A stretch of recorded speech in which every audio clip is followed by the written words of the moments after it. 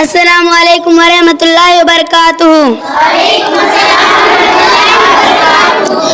نحمد و نصلی علی رسول کریم. اما بعد. الحمدللہ رب العالمین والعاقبۃ للمتقین والصلاۃ والسلام علی اشرف الانبیاء والمرسلین نبی محمد صلی اللہ علیہ وسلم وعلی آلہ وصحبہ اجمعین ومن تبعهم بإحسان الی یوم الدین. اما بعد فقد قال اللہ تعالی فی الکلام المجید والفرقان الحمید. اعوذ باللہ من الشیطان الرجیم. بسم اللہ الرحمن الرحیم. ولا تشر خدك للناس ولا تمس في الأرض مرحا إن الله كل مختال فخور. وقال النبي صلى الله عليه وسلم لا يدخل الجنة من كان في قلبه مثقال ذرة من کبر. متکبروں پہ رب جہاں کا وبال ہے، متواضعوں کو رب کا ہمیشہ خیال ہے. قرآن اور حدیث محمد میں لکھا متکبروں پہ ان کا تکبر وبال ہے. مغرور کے لیے جہنم کی کھائیاں، مغرور کا بہشت میں جانا محال ہے. اونچا نہیں وہ آدمی مغرور جو بھی ہے، اونچا نہیں وہ آدمی مغرور جو بھی ہے. دونوں جہاں میں اس کے لیے بھی زوال ہے، دونوں جہاں میں باعث ذلت ہر ایسی، دونوں جہاں میں باعث ذلت ہر ایسی. اس واسطے غرور سے بچنا زمال ہے. معزز و مکرم صدر محترم مشفق اساتذہ کرام اور میرے دینی ملی بھائی اور بہنوں، آج میں آپ حضرات کے سامنے تکبر ایک بدترین کے خصلت کے موضوع پر مختصر سی تقریر کرنا چاہتی ہوں. امید ہے کہ آپ بغور سماعت کریں گے. سامعین اکرام، تکبر غرور اور گھمنڈ کو کہتے ہیں، یعنی کسی نعمت پر اترنا اور لوگوں کا حقیر اور کمتر سمجھنا. تکبر شریعت اسلامیہ میں گناہ کبیرہ ہے. دین رحمت ہے جو سارے لوگوں کے لیے باعث رحمت ہے. رحمت کا تقاضا یہ ہے کہ لوگوں کے ساتھ نرمی برتی جائے، سب کے حقوق کی رعایت کی جائے، کسی پر ظلم نہ کیا جائے، کسی کو حقیر اور کمتر نہ سمجھا جائے. جب انسان کے اندر غرور اور گھمنڈ آ جائے تو انسان نیک عمل سے غفلت برتتا ہے اور لوگوں پر ظلم ڈھاتا رہتا ہے. ہم غور کریں کہ اللہ تعالیٰ کی پہلی مخالفت کس بنیاد پر تھی اور پھر اس نافرمانی کا کیا انجام ہوا. علامہ زیبی رحمہ اللہ کی مشہور کتاب الکبائر میں یہ بات منقول ہے. سلف کا قول ہے سب سے پہلا گناہ تکبر تھا. الکبائر اردو صفحہ نمبر 125. حضرت آدم علیہ السلام کا سجدہ کرنے کے لیے اللہ تعالیٰ نے تمام فرشتوں کو حکم دیا تو سارے فرشتے سجدے میں جھک گئے. ابلیس ملعون کہ اس نے انکار کر دیا. اور جیسا کہ قرآن کی متعدد صورتوں میں یہ واقعہ بار بار بیان کیا گیا ہے، وَإِذْ قُلْنَا لِلْمَلَائِكَةِ اسْجُدُوا فَسَجَدُوا إِلَّا إِبْلِيسَ أَبَىٰ وَاسْتَكْبَرَ وَكَانَ مِنَ الْكَافِرِينَ. اور جب ہم نے فرشتوں کو حکم دیا تو سارے فرشتے سجدے میں جھک گئے سوائے ابلیس ملعون کے، اس نے انکار کر دیا اور تکبر کے کافروں میں سے ہو گیا.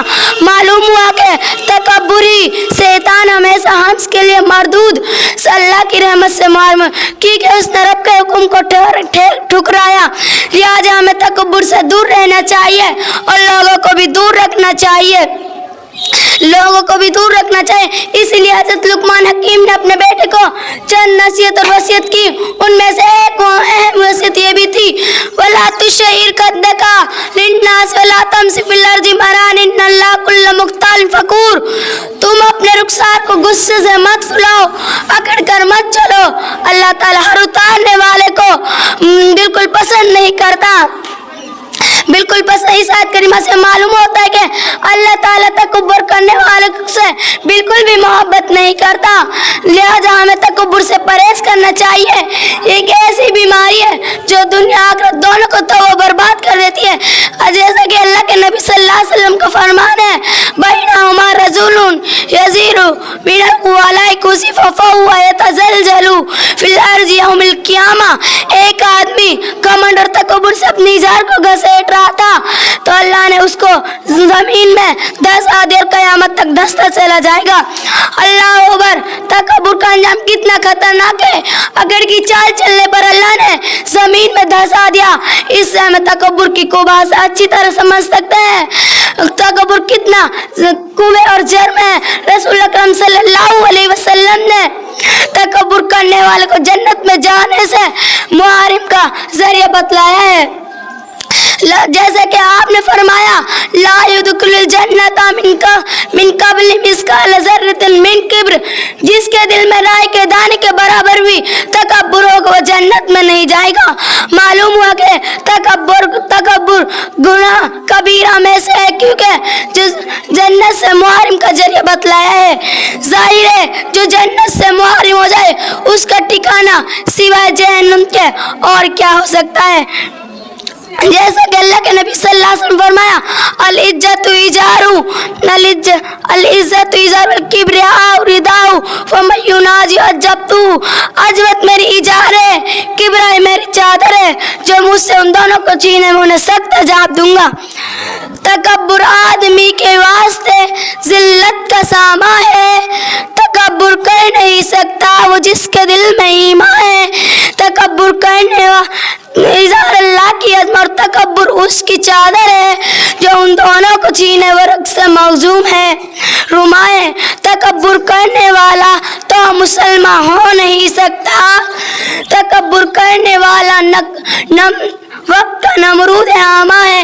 اے شمرین، تکبر سے تجھ کو ہمیشہ دور ہی رہنا ہے کہ متکبروں پہ ہمیشہ بارے کا ہمیشہ ہے۔ قیامت کے دن اللہ تعالیٰ تکبر کرنے والے سخت غصے میں ہوگا، سخت غصے میں، جیسا کہ آپ صلی اللہ علیہ وسلم نے فرمایا ما من رسول یتعاظم فی نفسی ویقتال فی مشیت الا لقی اللہ غضبان، جو اپنے آپ کو بڑا سمجھے اور تکبر سے چلے، جو اللہ تعالیٰ سے قیامت کے دن ملاقات کرے گا تو اللہ تعالیٰ اس پر سخت غضبناک ہوگا۔ جس پر اللہ تعالیٰ غضبناک ہو جائے اس کے سوا ہلاکت اور بربادی کے کچھ ہاتھ نہیں آئے گا۔ الیاذ باللہ، یہ وجہ ہے آپ نے اہل جہنم کے متعلق فرمایا اتل جواز مستکبر، ہر سرکردازی اور متکبر کا ٹھکانہ جہنم ہے۔ بروز قیامت کے دن اللہ تعالیٰ متکبروں سے کلام بھی نہیں کرے گا، نہ انہیں نظر رحمت سے دیکھے گا، جیسا کہ مشہور حدیث میں اللہ کے نبی صلی اللہ علیہ وسلم نے فرمایا لا ينظر اللہ یوم القیامت الا من جر بطرہ، اظہار بتایا کل قیامت کے دن اللہ تعالیٰ اس شخص کو نظر رحمت سے نہیں دیکھے گا، نہ ان سے کلام کرے گا۔ اور صحیح مسلم کے اندر یہ زبردست وعید سنا جو اپنے آپ کو تکبر گھمنڈ سے گھسیٹتا ہے، اور یہ صحیح مسلم کے اندر زبردست وعید سنائی گئی ہے، زبردست وعید۔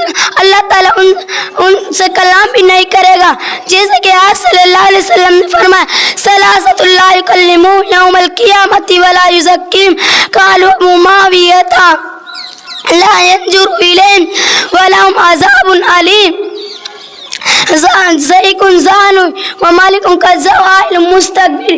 تین لوگوں سے اللہ تعالیٰ قیامت کے دن کلام نہیں کرے گا۔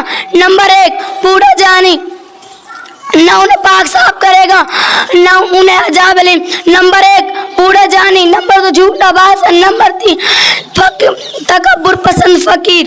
معزز حاضرین، تکبر انسان کو اچھے اعمال سے دور کر دیتا ہے، جیسا کہ اللہ تعالیٰ کہتا ہے وَإِذْ قُلْنَا لِلْمَلَائِكَةِ اسْجُدُوا فَسَجَدُوا إِلَّا إِبْلِيسَ أَبَىٰ وَاسْتَكْبَرَ وَكَانَ مِنَ الْكَافِرِينَ۔ شیطان نے محض حضرت آدم علیہ السلام کو سجدہ کیوں نہیں کیا؟ کیونکہ اپنے آپ کو بدتر و بہتر سمجھتا تھا، آج پسندی اور غرور نے اسے تعمیل الہی نے روک دیا۔ معلوم ہوا کہ تکبر اعمال صالحہ کے لیے رکاوٹ بنتا ہے، جس کا مرتکب سخت بدعملی کا شکار ہوتا ہے، اور پھر ذلت کے رسائی کے عمیق کے غار میں جا گرتا ہے۔ بس اوقات دنیاوی ہلاکت اور بربادی کا سبب بھی ہوتا ہے۔ آخرت کا تلا محال یقینی طور پر مل کر رہے گا۔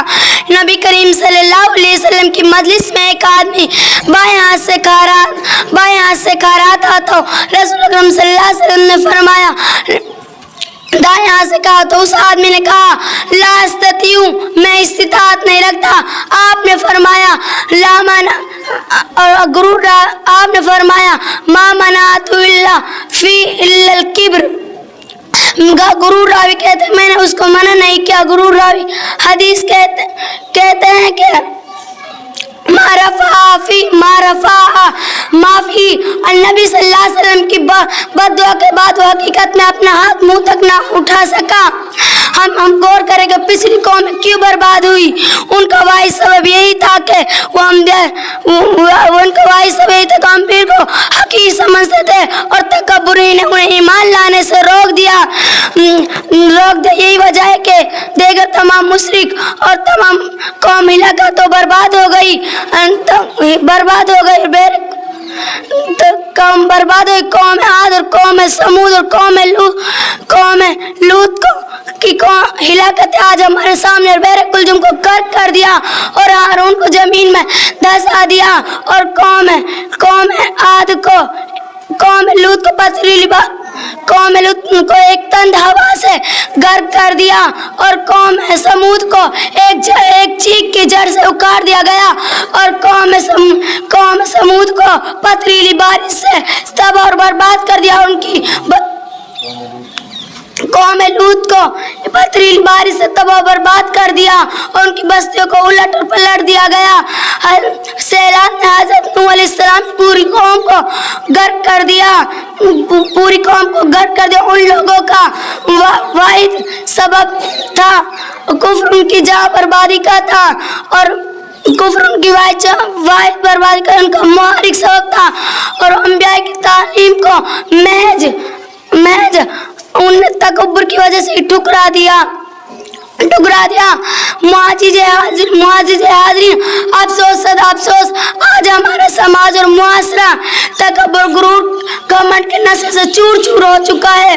کوئی اپنے مال پر اترتا ہے، کوئی اپنے حسنات پر فخر کرتا ہے، کوئی اپنے منصب مرتبہ پر کرتا ہے، کوئی اپنے علم پر، کوئی اپنی فضیلت، کوئی اپنی عبادت پر گھمنڈ کرتا ہے.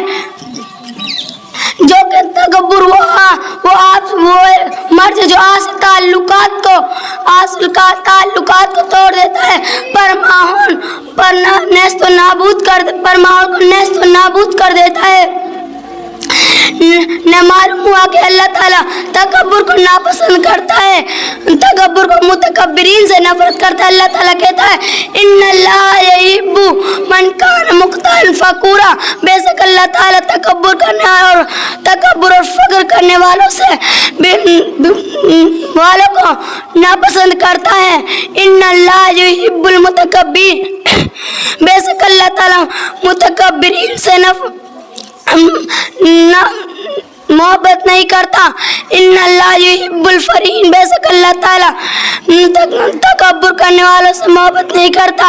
معلوم ہوا کہ اللہ تعالیٰ تکبر کرنے والوں کو ناپسند کرتا ہے اور متکبرین سے ناراض ہوتا ہے اور ظالمین سے نفرت کرتا ہے. اس کا مفہوم مخالف نکلتا ہے کہ یعنی محسنین احسان کرنے والوں کو پسند کرتا ہے اور نیک لوگوں سے محبت کرتا ہے. جیسے کہ اللہ تعالیٰ کہتا ہے ان اللہ یحب المحسنین، بے شک اللہ تعالیٰ نیک لوگوں سے محبت کرتا ہے. لہذا ضرورت اس بات کی ہے کہ تکبر جیسی مذموم اور مہلک عادت سے اپنے آپ کو دور رکھے. یہی ایمان کا تقاضا ہے. یہ ایمان کا تکبر چاہے دولت کا ہو، طاقت کا ہو، رتبے کا ہو، حیثیت کا ہو، حسن جمال کا ہو، علم و ہنر کا ہو، حتیٰ کہ تقویٰ کا ہی نہ ہو، انسان کو رسوا کر ہی چھوڑتا ہے. خلاصہ کلام یہ ہے کہ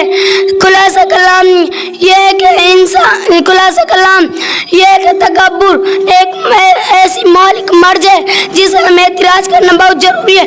یہی بےکار تحفظ ہے گزشتہ قوم ہے کیوں برباد ہوئی. تکبر جنت میں جانے سے ذریعہ ہے اور جہنم میں داخل کرنے والا عمل ہے، لہٰذا ہماری ذمہ داری بنتی ہے کہ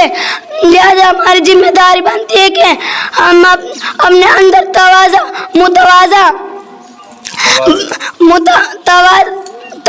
کر حلم بردباری کوثری پیدا کریں اور نرم مزاجی اختیار کریں، اور ہماری بلندی اور خیر خواہی کا راز ہے۔ آخر میں اللہ رب العالمین سے دعا کہ ہم تمام مسلمانوں کو تکبر اور غرور سے محفوظ رکھے اور ہمارے اندر تواضع بنے اور محسن کے ساتھ اللہ کے بندوں کے ساتھ محسن بننے کی توفیق دے، آمین۔ تقبل یا رب العالمین۔ مغرور نہ ہونا طاقت پہ تم اپنی، سورج ہے تو شام کو ڈھلنا ہی ہے، وہ ڈالی ٹوٹ جاتی ہے ہوا کے چند جھونکوں سے، جسے اپنی بلندی پر ذرا بھی ناز ہوتا ہے۔ وآخر دعوانا الحمدللہ رب العالمین۔ السلام علیکم ورحمۃ اللہ وبرکاتہ۔